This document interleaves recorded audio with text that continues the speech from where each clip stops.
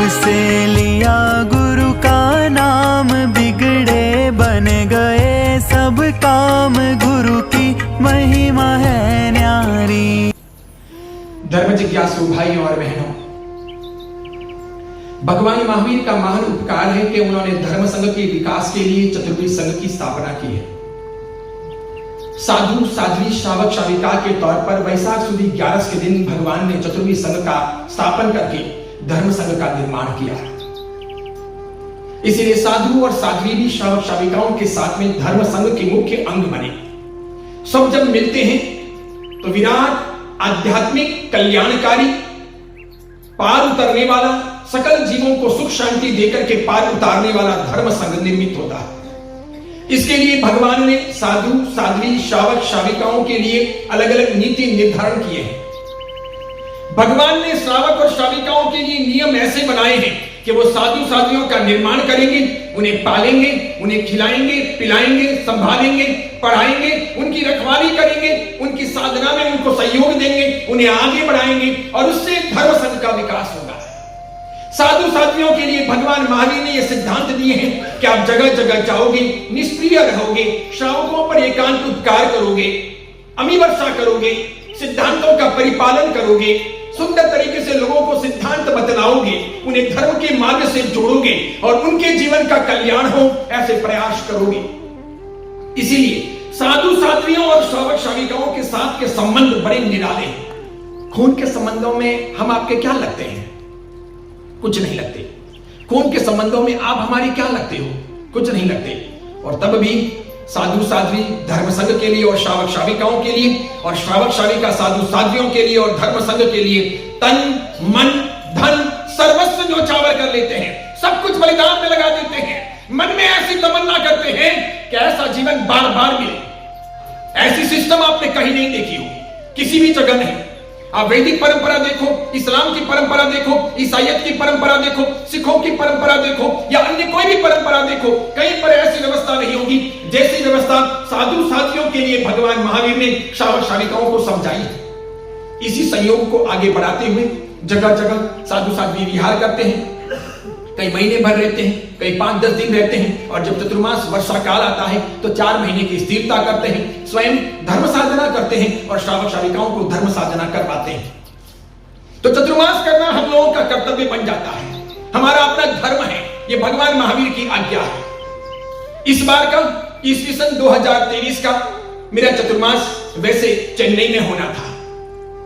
चेन्नई से जब हम लक्ष्मी महल का चतुर्मास पूरा करके विहार करने की तैयारी कर रहे थे तो मईलापुर का संघ आया, न्यू रायपेटा, ओल्ड रायपेटा, ट्रिप्लिकेट, मामबलम वगैरह जो आसपास के संघ हैं सब मिलकर के आए और करीब 7-8 संघों ने, जो छोटे छोटे संघ हैं, सबने मिलकर के विनती की कि आगामी चतुर्मास हमारे यहां पर कीजिए। फिर योग्य समझ करके मैंने उनको अनुमति प्रदान कर दी। संयोग से जो जगह वे नक्की करना चाहते थे वो नहीं हुई, जो कल्याण मंडप उन्होंने तय किया था वो हो ना सका। उसके बाद में जिस सड़क पर, जिस रोड पर, जिस बाजार में हमारा चतुर्मास होना था वहां मेट्रो का काम शुरू हो गया, पूरा रोड बंद कर दिया गया है। और ऐसी सब परिस्थितियों को देखने के बाद अंततः मैंने मईलापुर संघ से कहा कि इस बार ऐसी विकट परिस्थितियों में चौमासा नहीं हो सकता, क्योंकि ग्राउंड नहीं मिल रहा, कल्याण मंडप यानी छत्रम नहीं मिल रहा और वहां मेट्रो भी आ चुका है। इसलिए इस बार आप गम खाओ, आप रहने दो, और मैं कोशिश करूंगा आपकी भावना अगर बलवती रही तो 2024 अथवा 2025 या 2024 जब भी आपकी इच्छा होगी पुनः चेन्नई की ओर आऊंगा और एक चतुर्मास आपके वहां पर कर लूंगा। जैसे ही उनको मैंने चतुर्मास के लिए मना किया, इधर सूचना बेंगलोर पहुंची और इधर सूचना मदुरई पहुंची। मैं बेंगलोर बहुत बचपन में आया था, लेकिन संघों से मैं परिचित नहीं था। फिर आपने आकर के मुझे सब परिचय दिया। जरूर आपका जिनालय छोटा है, संघ छोटा है, लेकिन आसपास में बड़ी मात्रा में जैन बस्ती है। ये सब देख करके मैंने सारी बातें तलाशी, हित अहित देखे, जिन शासन के व्यापक हितों को दिलों में धारण किया।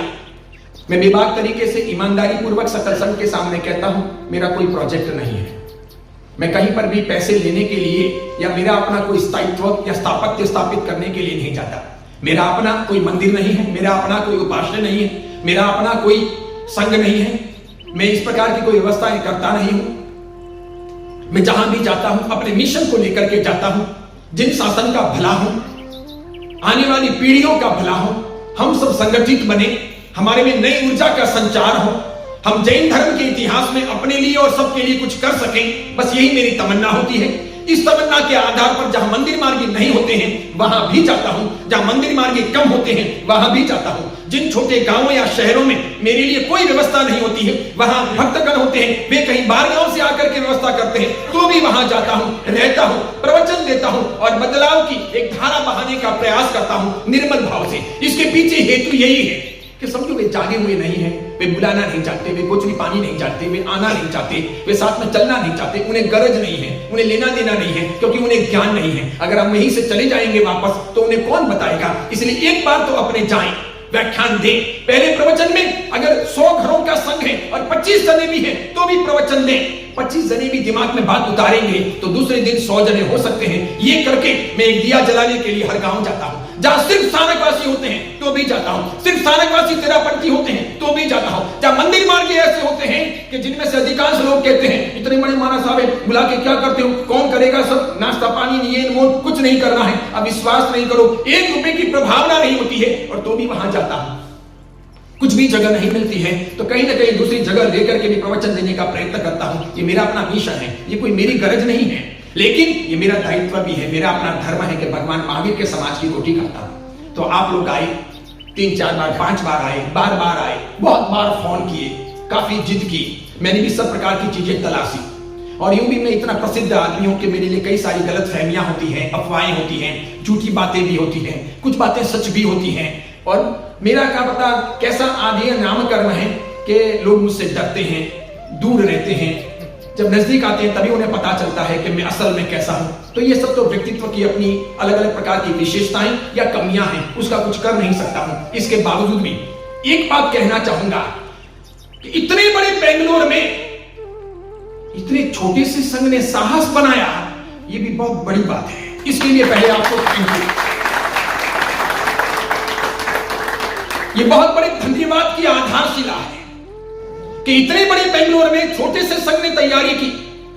लोगों ने आपको कहा भी होगा, समझ में आता है क्या, दिमाग है कि नहीं है, कोई बुद्धि से काम लो, इतने बड़े आचार्य को ला रहे हो, कितना बड़ा खर्चा होगा, कौन करेगा, तुम्हारा बाप करेगा, समझ में आता है कि नहीं आता है। जब बेंगलोर में चिकपेट संघ ने अब तक तमाशा नहीं करवाया, ऐसा नगरपेट संघ ने नहीं करवाया, गांधीनगर संघ ने नहीं करवाया, जयनगर संघ ने नहीं करवाया, जब बीबीपुरम संघ ने नहीं करवाया, तो तुम कौन से लॉर्ड साहब होते हो? तुम्हारी तो एक छोटी सी बिल्डिंग है, पुष्पांजलि, छोटा सा मंदिर है और आसपास में 200, 250, 300 घर हैं, वे सब लोग चाहते हैं कि चलो करवाते हैं करके, और तो भी आपने साहस बनाया, ये बहुत बड़ी चीज है। जिस दिन मैं बेंगलोर से बिहार करूंगा उस दिन पता चलेगा कि आपने क्या किया है। इसीलिए अब समय होने आया है, आप सभी लोग जो बेंगलोर से आए हैं विनती के लिए खड़े हो जाइए, सुंदर तरीके से 3 नवकार मंत्र गिनिए। परम कल्याण के कारक, जगत के समर्थ सार्थवाह, सभी जीवों के रखवाले, आपकी हमारी सबकी श्रद्धा भक्ति निष्ठा के प्रतीक ऐसे सभी अरिहंत परमात्माओं की कृपा वर्षा प्राप्त करते हुए मेरे परम उपकारी आचार्य भगवंत बुद्धि सागर सुरेश्वर जी महाराज साहब, कैलाश सागर सुरेश्वर जी महाराज साहब, सुबोध सागर सुरेश्वर जी महाराज साहब, मनोहर कीर्ति सागर सुरेश्वर जी महाराज साहब, कल्याण सागर सुरेश्वर जी महाराज साहब और मेरे परम उपकारी दीक्षा दाता गुरुदेव आचार्य भगवंत श्री पद्म सागर सुरेश्वर जी महाराज साहब, सबकी कृपा वर्षा प्राप्त करते हुए, सबके आशीर्वाद और सबकी मेहरबानी से आगामी वर्ष 2023 के लिए भगवान महावीर के सिद्धांतों की रखवाली और उसके विकास के लिए, समग्र बेंगलोर नगर के उत्थान और कल्याण के लिए, आने वाली पीढ़ियों को जगाने के लिए, नई ऊर्जा का संचार करने के लिए, अपने सबकी कमियों को गुहारने के लिए, जन जन को जिन शासन का भक्त बनाने के लिए, चतुर्मास की अनुमति श्री शीतलनाथ जैन श्वेतांबर मूर्ति पूजक संघ चामराजपेट और श्री चतुर्मास समिति चामराजपेट को प्रदान करता हूं। बोलो शीतलनाथ भगवान की जय। आयो रे शुभ दिन आयो रे।